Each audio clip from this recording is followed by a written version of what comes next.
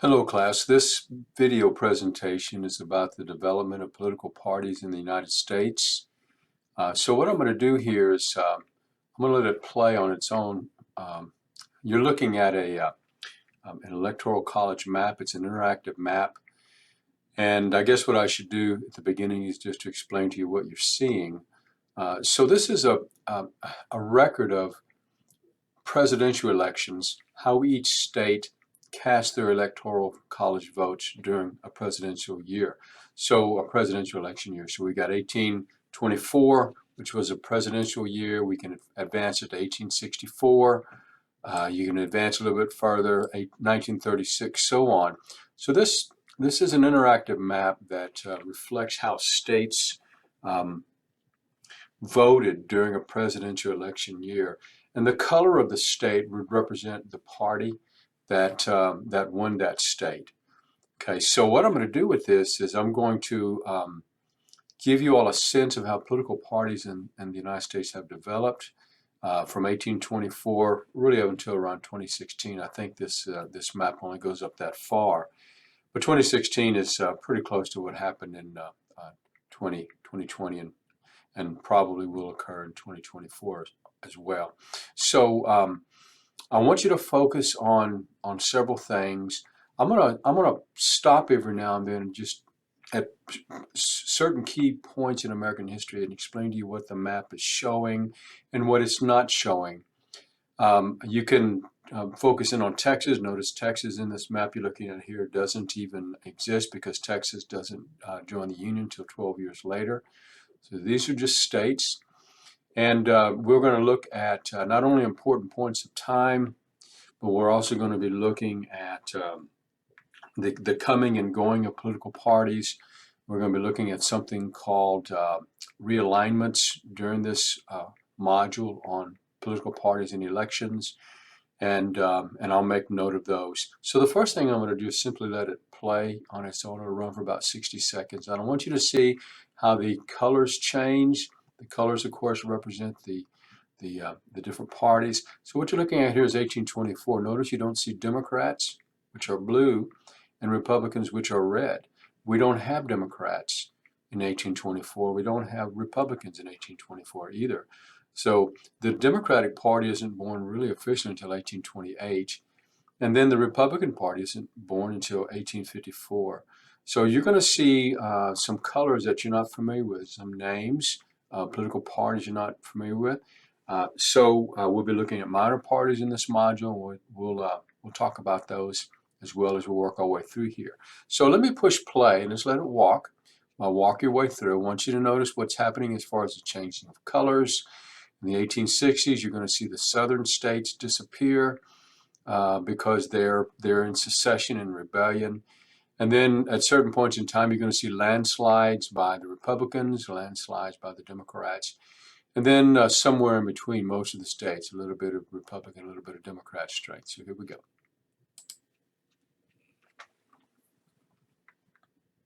Again, like I said, I'm just going to let it play, and I want you to notice Texas comes around in 1848, and then you get to the 60s, and you see that the southern states disappear. That's the Civil War era.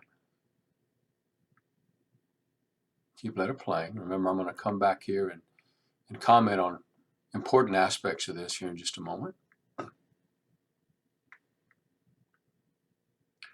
Now you're getting ready to see, I want you to compare 1928 to 1932. Big contrast. So there's 28, Republican win, and then Democrat win, big time. Now we're getting into the World War II era, Vietnam era.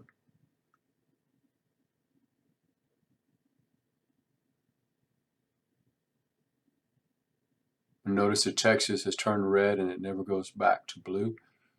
And if you notice, Texas during that long play was predominantly a Democrat Party stronghold. And if you were to take it to its next point, it'd take you all the way to 2016. But I'm going to bring it back to the end here. And what I'm going to do is just kind of work our way through this. And I'm going to again, like I said, comment. So this is the Democrat-Republican Party. This is the only time in this entire map that you're going to see only one party. This is the last time that happens. This is that era of good feelings when everybody's on the same page in the United States of America politically, most everybody. And that's reflected in the fact that there's only one political party in existence that wins every state. But that's the last time that has happened. The United States of America is a two-party system, and as you work your way through this module on political parties and elections, you're going to learn a little bit more about what that means. So let me advance you to 1828. So 1828, notice that the Democrats are here. This is really the first year. This is the official birth date of the Democrat Party. You have Andrew Jackson, the first Democratic Party president. And I want you to see that you also have the National Republican Party. That is not the Republican Party of today, but that's another party, National Republican Party. So the Democrats are born in this year. And as you work your way through, let's go a little bit further. You can see you have an independent Democrat Party here in South Carolina, the purple one. And you have some other parties up here as well. But let's move along here to 1820. Let's go to 1832, 1836. Now the Whig Party. The Whig Party, what you have here are your two major parties, the Democrats and the Whigs. Those other parties that I mentioned, those came and they went. But the Whig Party is going to stay here for a few years. Eventually, the Whig Party will split in two, and a lot of the people who are Whigs leave the Whig Party in the 1840s, 1850s. Abraham Lincoln was one of them. But this is your two-party system here. There's always been two dominant parties, really since 1828 on up to the current period of time. It's not as if other parties don't exist, they do, but there's always two dominant parties. That's why we call it a two-party system. 1840, you can see the Whigs here are very, very strong, and they're spread across. The Democrats are still there, but they're not as strong as the Whigs. 1844, the Democrats come back strong. 1848, it's pretty equal, and you can see that Texas is a Democrat Party state, and notice Texas is not shaped here like it is now.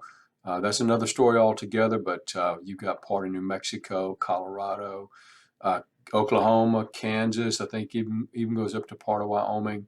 That was all eventually sold to the federal government to help pay debts that Texas had when it entered the Union. That's another story altogether, but I want you to notice that Texas really enters the Union in 1845 as a strong Democrat Party state. 1852, and you can see California shows up, and you see Texas is now its regular shape, and the country is moving west, right? So this is manifest destiny. The country's moving west. Those with wandering spirits are moving from the East Coast over toward eventually the West Coast. And of course, this is a few years after that war with Mexico. Okay, and these are just states here. We do have some territories at this point in time.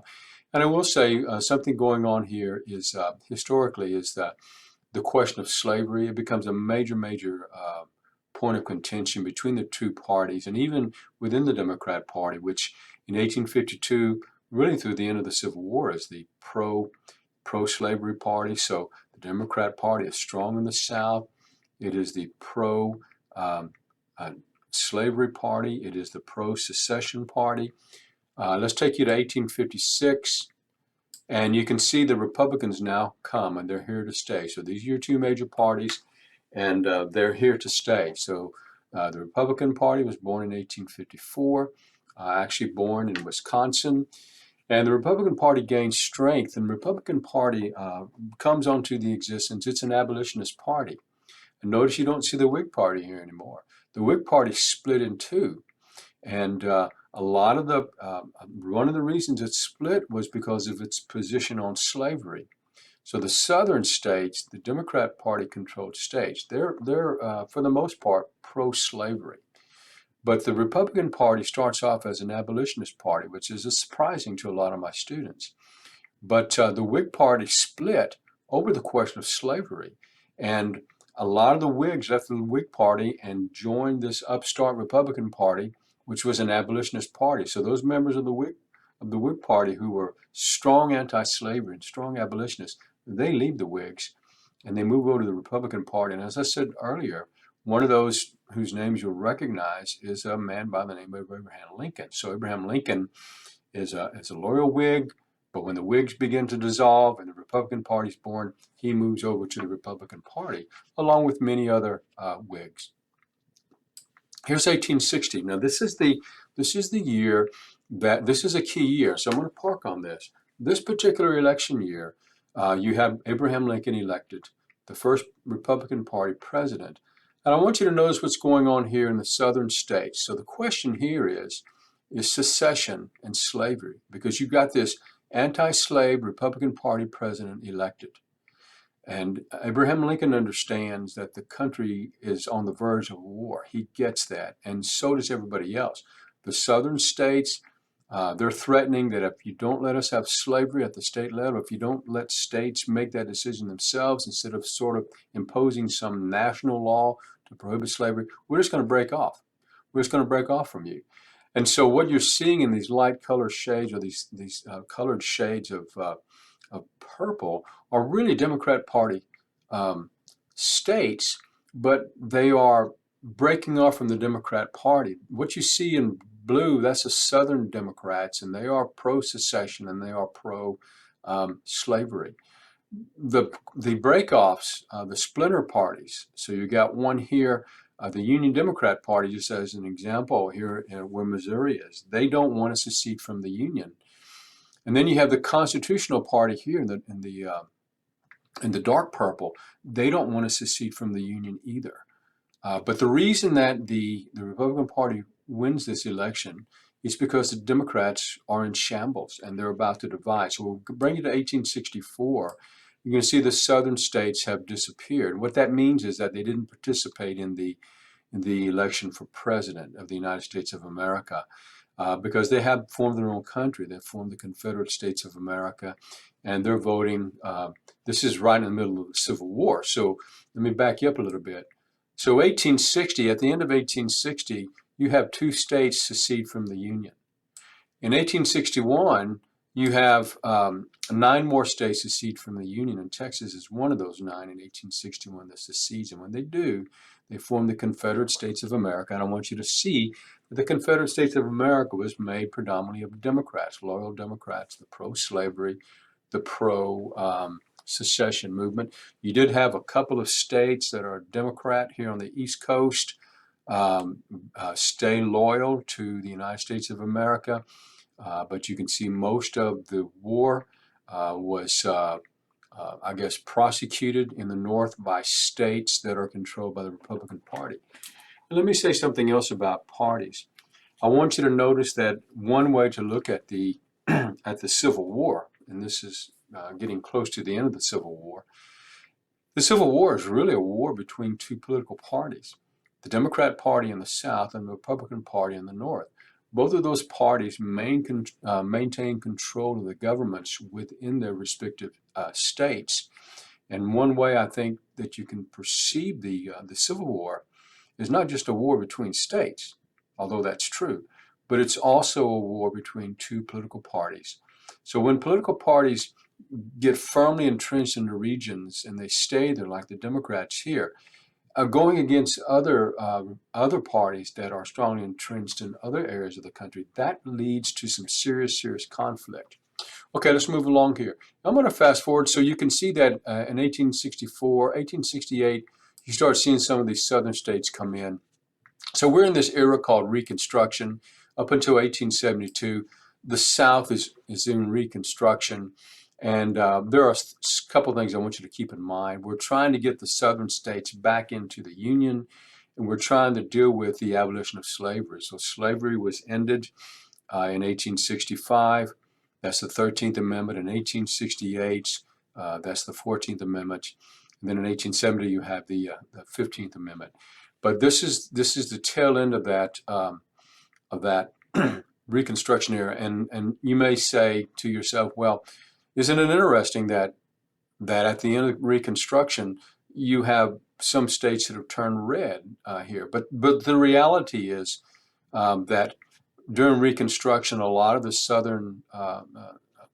Confederate sympathizers they had lost their right to vote. And so a lot of these elections that you see in Florida and Alabama and Mississippi and South Carolina and North Carolina, Virginia, understand that you have a lot of Republican vote here.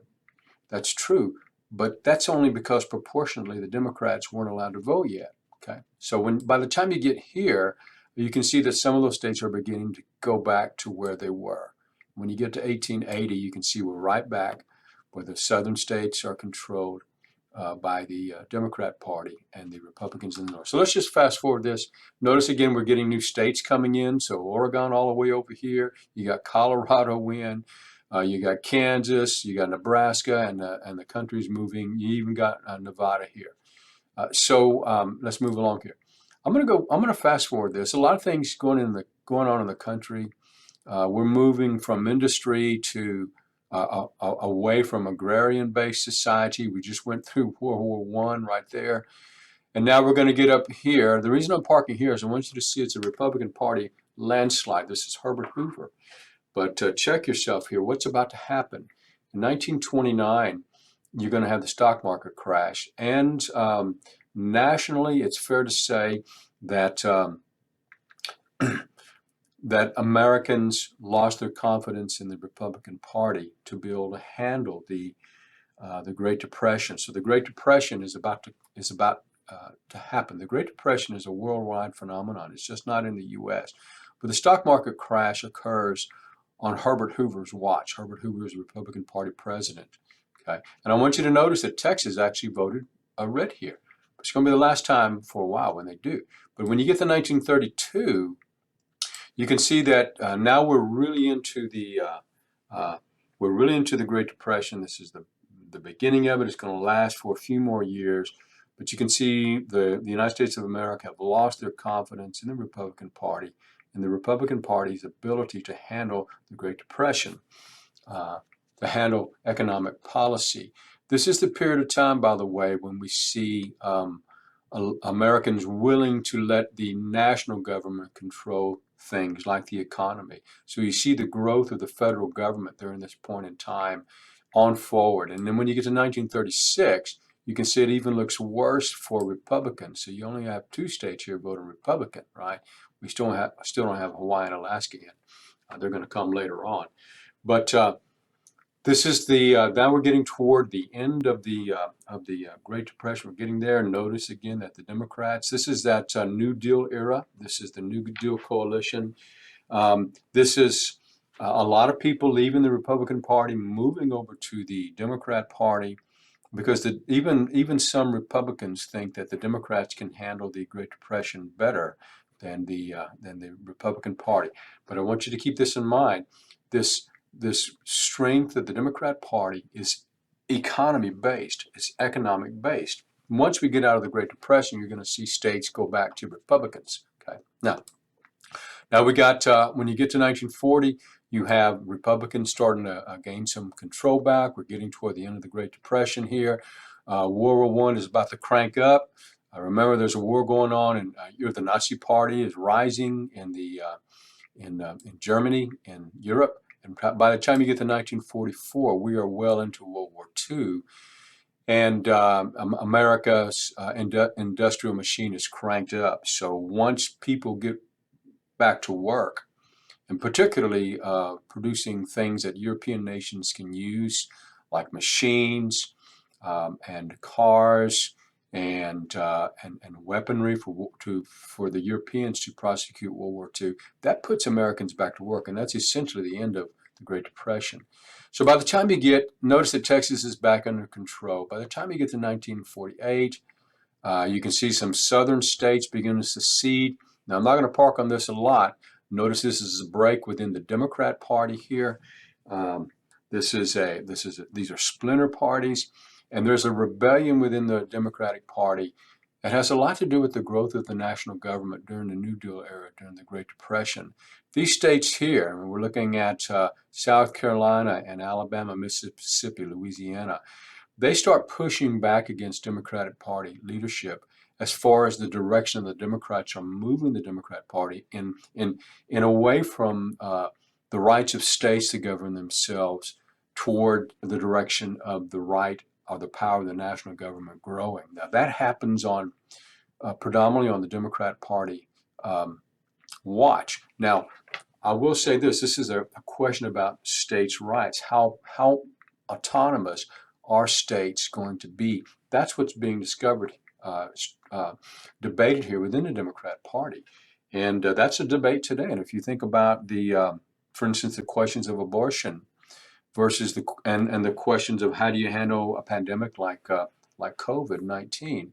But if you take a good look at what was going on during the pandemic and recent cases related to abortion, you can see that the Democrat Party leans in 2023 more toward state policy being regulated at the national level. Republican Party, on the other hand, goes the other direction, and that's very true in relation to abortion and how we're going to handle the pandemic, so on and so forth. Give that some thought, but I know what I'm saying is accurate. And so you're seeing some pushback within the Democratic Party itself. These purple states are looking at what is going on in the Democratic Party, the national party leadership, trying to move the country in the direction of more national power, that the national government versus the state governments need to increase. And the Republicans are also anti-growth of the national government's power. So by the time you get to 1952, this is really when you start seeing Texas begin to move toward the Republican Party. So Texas kind of goes back and forth. This is Dwight Eisenhower in 52, and again, Dwight Eisenhower, by the way, a war hero and a Texan, born a native Texan. 1960, this is going to be Kennedy's election. Of course, he's assassinated, and this is Lyndon Johnson, Kennedy's vice president. This is his election, and then you get to Richard Nixon, and then Richard Nixon again, and then we go to Jimmy Carter, and I'm looking at Texas, and then we go to Ronald Reagan, and this is the last time. Jimmy Carter, 1976, is the last time that that Texas voted Democrat. So from this point on, Texas in the South is Republican. Now this is important, you see, because for most of the history, Texas in the South has been what? Democrat? But something's going on here, and part of what's going on here is social changes. So we know that when the Democrats gained control of the country's governments in the 1930s and 1932, 1936, and all the way really through the 30s, what bonded Democrats together was economy-based. It was economic-based because of the Great Depression. But what you're looking at here is different. When the southern states start moving toward the direction of the Republican Party, what you're looking at here are social changes, multiple social changes going on, such as gay rights and lesbian rights, such as the women's liberation movement, which takes place in the 60s and 70s. Some serious social changes going on. And you have the questions of the Cold War and the struggle against the spread of communism also going on in the 1960s and 1970s. So when we take a look, when we continue our look in this module on political parties, I will come back and visit that. So again, what I'm trying to do is give you a sense of the development of the two major parties and how the country goes back and forth as far as allegiance goes.